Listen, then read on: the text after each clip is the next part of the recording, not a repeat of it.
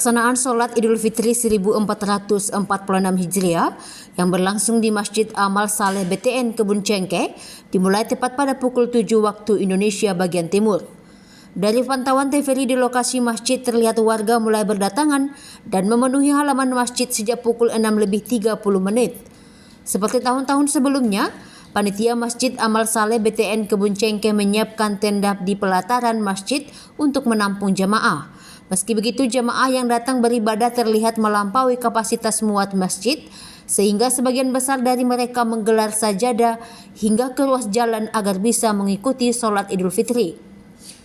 Pada pelaksanaan sholat Idul Fitri 1446 Hijriah di Masjid Amal Saleh Kebun Cengkeh, bertindak selaku imam dan khatib masing-masing Haji Rustam Hole dan Kiai Haji Abdul Rahman Makatita.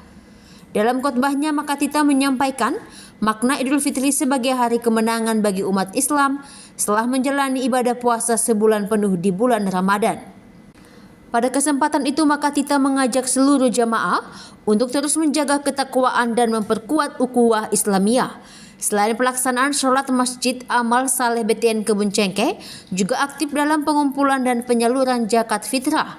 Bahkan tahun ini, panitia masjid menerima zakat fitrah 20% lebih banyak jika dibandingkan dengan penerimaan zakat tahun lalu. Sampai tahun ini pun zakat hampir 20% lebih daripada tahun lalu. Tahun ini hampir sekitar 2,3 ton.